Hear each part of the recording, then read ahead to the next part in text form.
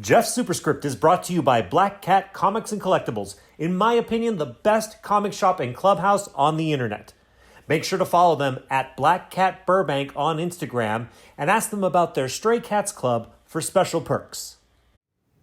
Hi, I'm Jeff, and welcome to another one of my videos where I take a look at all the new comic books hitting Final Order Cutoff this upcoming weekend, June 13th and 14th, 2021. Once again, I'm trying to keep these videos short, so let's get right into the books that I want to feature this week.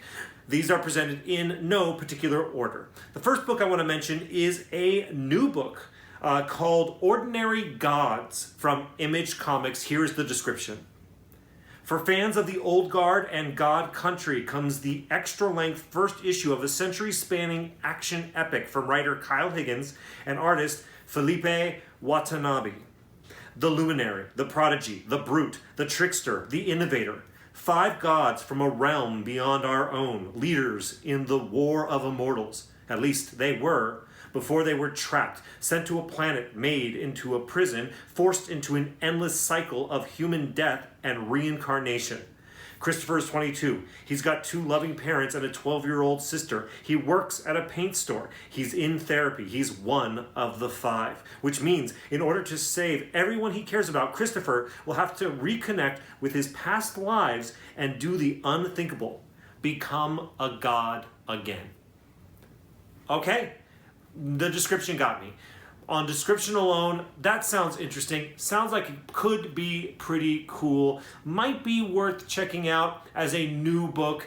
You know, kind of that lottery ticket thing that we talk about all the time in these videos. You pick it up, you read it. If you enjoy it, you keep reading it. If you don't, you just stick it in the PC. Who knows? Maybe it becomes a television show or a movie someday. And just to show you real fast, that cover that I've been showing you is actually a wraparound cover that's actually pretty cool. So it might be a nice little cover pickup as well. The next book I want to mention to you is a book called Skybound X, which I actually think is Skybound 10. This is issue number 1 from Image Comics. Here is the description. Celebrate a sensational 10 years of Skybound with a cavalcade of your favorite creators and all new stories of your favorite series, past, present, and future. Each issue is of this oversized weekly series will kick off with a new chapter of a serialized The Walking Dead story, Rick Grimes 2000, by Robert Kirkman and Ryan Ottley. In addition, we'll be debuting all new series and characters every issue, starting with the first appearance of the most requested Walking Dead character of all time, Clementine, star of the best-selling Telltale's Walking Dead video game series. Did we mention new Ultra Mega and Manifest Destiny stories? If you want to know what to expect in Skybound's next 10 years, it all starts here. All right, so this is a little bit of Skybound kind of patting itself on the back a little bit and showing what it's done in the past and what is to come in the future. As far as this Rick Grimes 2000 things, it looks like it was the first cover I showed. It looked like he was holding a laser sword surrounded by zombies. Whatever that's all about. But then also there's the first appearance of Clementine, which I actually played the Walking Dead Telltale video game series, and it's really fun and really entertaining, and Clementine is the main character from that, and it's surprising to me that she hasn't already made an appearance in some comic book at some point, but now we're going to get her first appearance in this book here, or in these series of books. I don't know if it's exactly in this first one or one down the line. Regardless, if you're a fan of these Skybound titles or Image Comics in general, and you just want more of that, this is the book for you.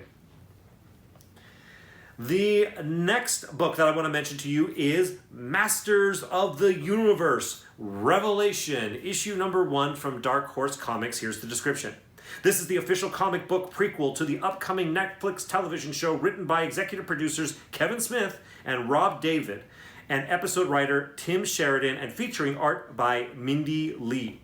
Following a vicious Orlax attack on his father, King Randor, He-Man learns the creature is linked to the origin of the Sword of Power. To save Randor and put an end to the chaos, He-Man embarks on an epic journey that pits him against his longtime foes Skeletor and Evil Lyn, and sees Teela take the reins of a powerful legacy, the official prequel to the upcoming Netflix show.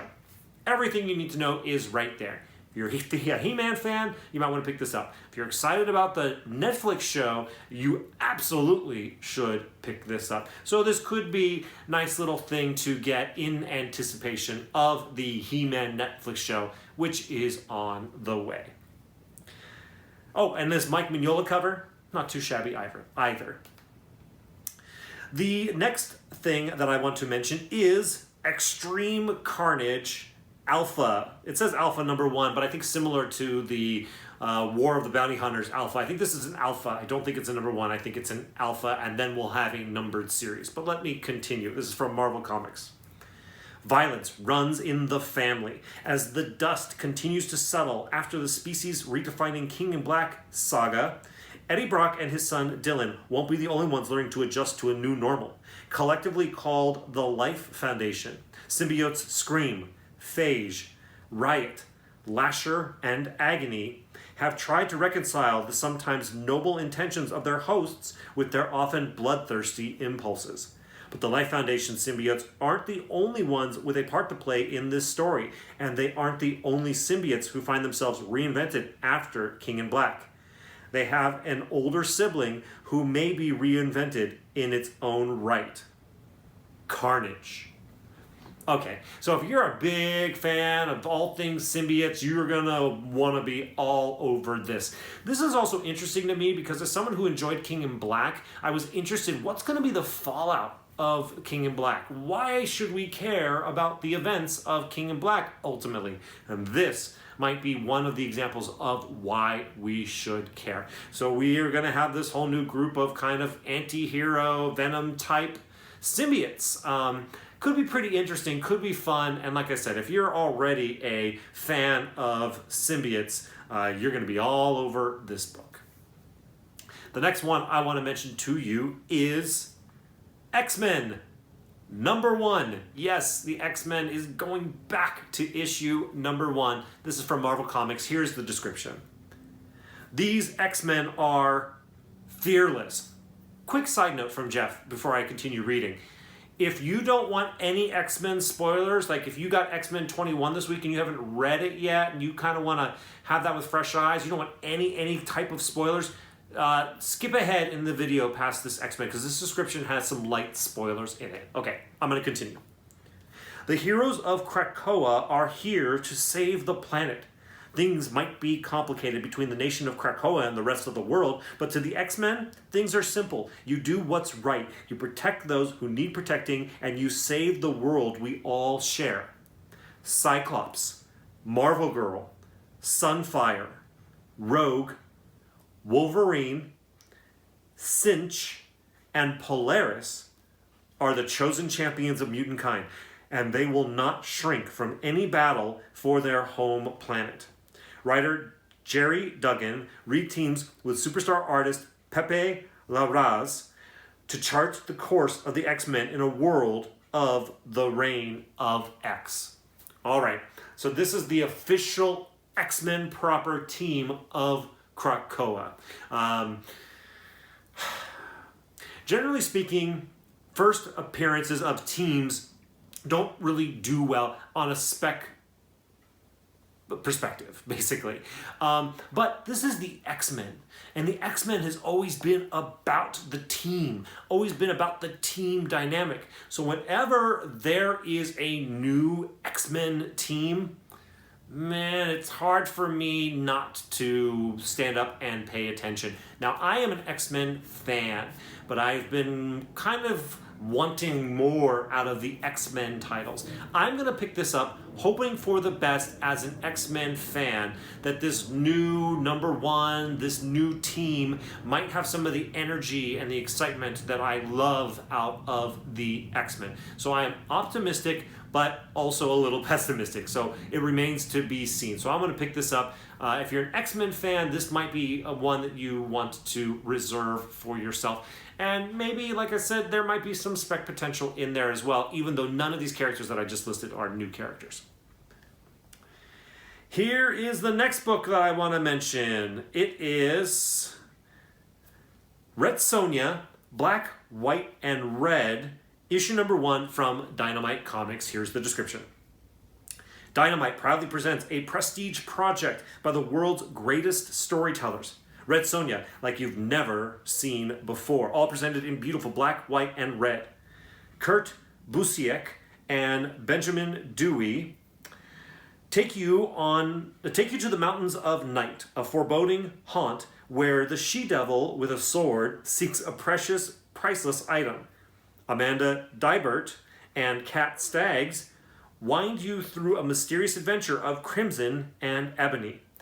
Mark Russell and Bob Q return to put their final stamp on their classic Red Sonja series with a coda that will leave you breathless.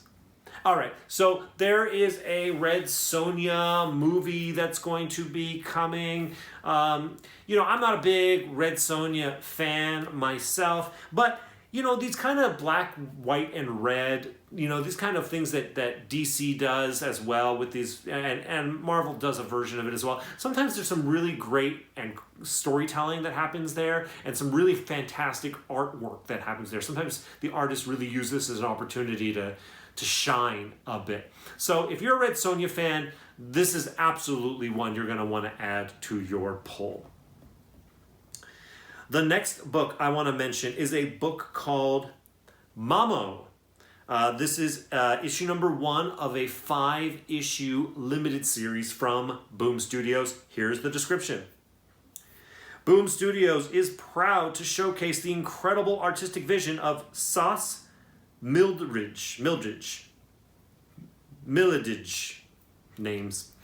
Can Orla O'Reilly embrace her destiny in order to bridge the divide between humanity and the fairy world? Orla, the youngest in a long line of hedge witches, finds herself pulled back to her hometown after the death of her grandmother, Mamo.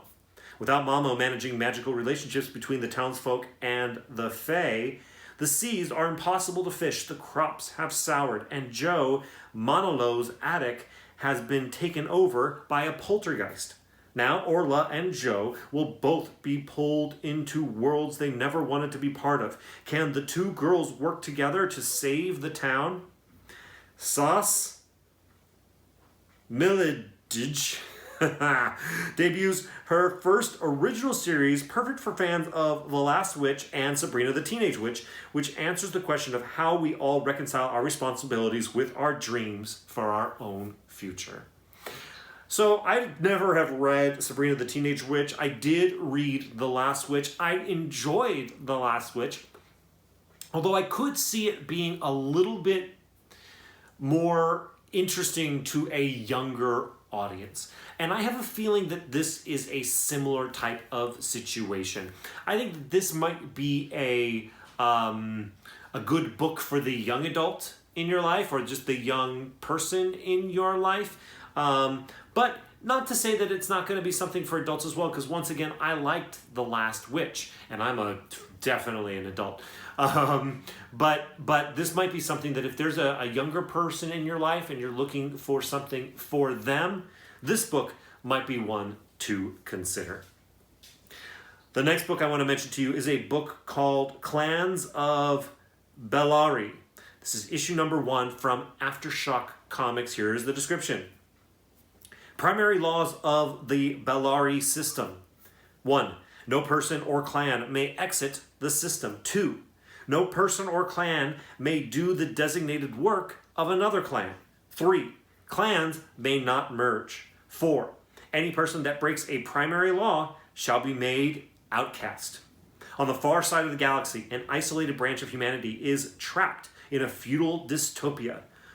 Order is maintained by a system of oppression until an orphan girl and her incorrigible adopted father sow the seeds of a revolution and unite the clans against a fearsome alien threat.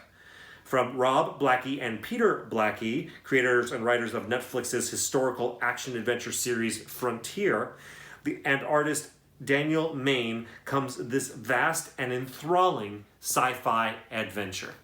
All right, once again, I think this description did a really good job telling you everything you need to know. The premise seems kind of interesting. The dynamics of these different clans seems interesting. If you're a fan of sci-fi and you're looking for something new to check out, this one might be for you. The next book I want to mention to you is a book called Fight Girls. This is issue number 1 of a 5-part limited series from artists, writers, and artisans. Here's the description. 10 hard-as-nails women face off in an ancient contest of champions where the winner truly takes all, the title of Queen of the Galaxy. To win the challenge, each contestant must survive the hazards of the planet's harsh landscape, the ferocious predators on and below its surface, and their fellow contestants. This edition of the contest has a twist. One of the contestants is an infiltrator who has her eye on something bigger than the prize. Who is she, and what does she really want? Okay, I've said this in a video before, and I'm going to say it again. I am into women who kick ass. I like stories about women who kick ass. And this is apparently a whole story about an island of women who are going to kick some ass. That could be really fun. That could be really entertaining. It's from Frank Cho, who is writing and doing the art. So that's kind of cool as well. So there's a handful of reasons that you might consider picking this up. And this is a book, if this is, I don't know, man. My spec radar on this one is kind of like, I could see this being a movie. It makes a lot of sense to me.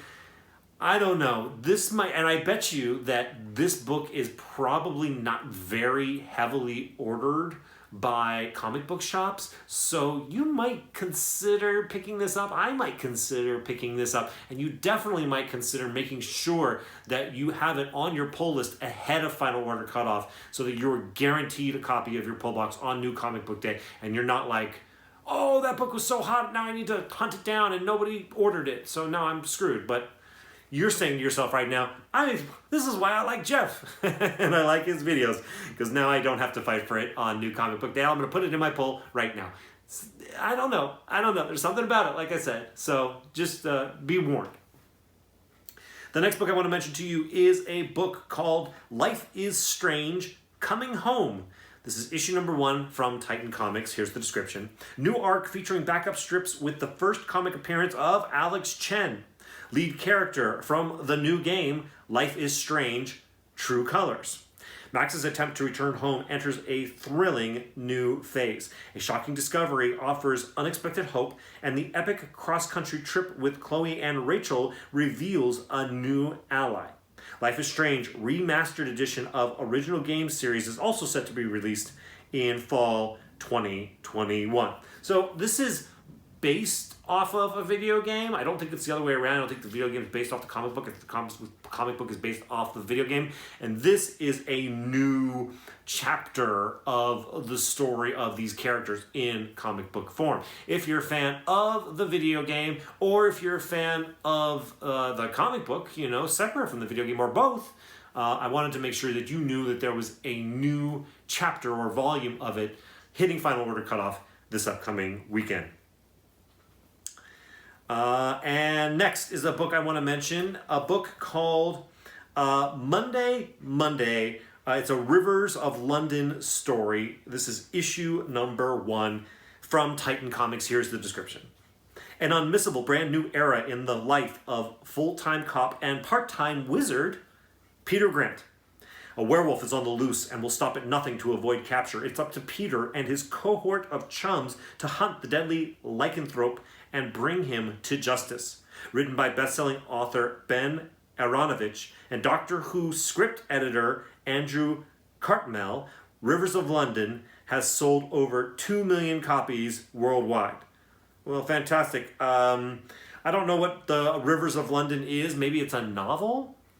I don't know. I don't think it's a comic book. If it's a comic book that sold 2 million copies, I think I would probably have it on my radar. It might be a novel, and this might be a comic book kind of spin-off of it. But anyways, if it sounds interesting to you, then I say pick it up. It's not exactly for me, but I could see how somebody would be interested in it. The next book I want to mention to you is Batman Secret Files, The Signal. This is a one-shot from DC. Here's the description. The Signal comes back as Gotham City's daytime protector after his time with the Outsiders. But during his sabbatical from his hometown, everything about the city and the people closest to him changed. And the mystery of the white market, a deadly source of weapons being trafficked into Gotham City that even Batman can't track down, will only push the Signal further away from everything he knows and into a brand new world of danger. Writer Tony Patrick returns to pen a new chapter in the life of Duke Thomas alongside fan favorite artist Christian Duce, I think is how you say, or Duce. Okay, so frankly, I don't know anything about this character. This character must have come out in one of my lapses of comic books. I didn't know this character existed.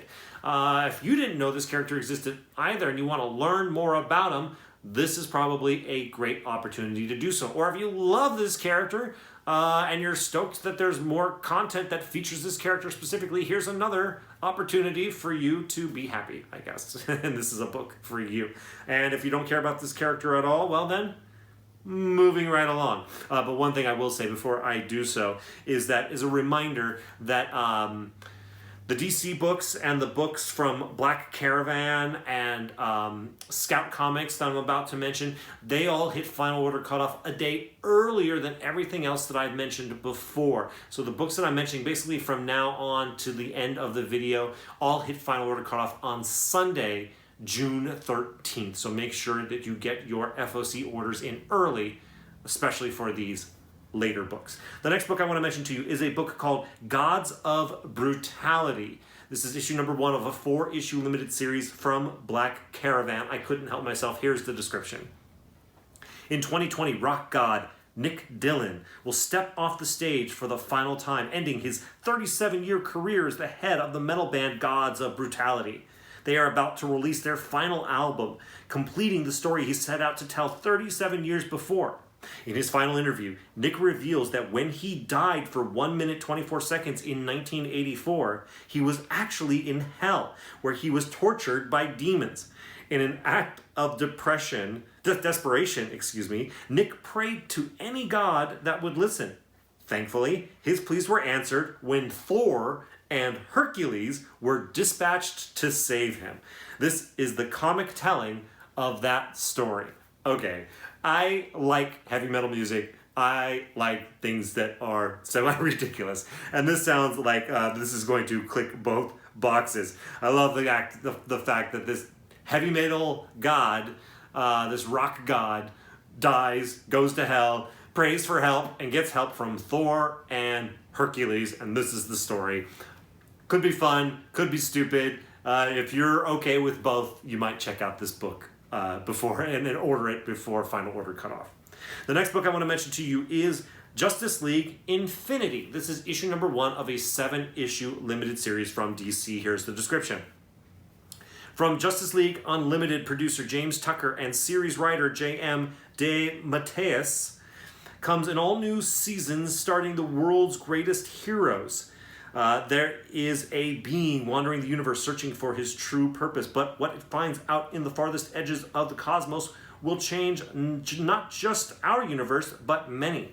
Meanwhile, the war for the throne of Apocalypse arrives on Earth, and the true ruler will only be decided one way: who can destroy the Justice League.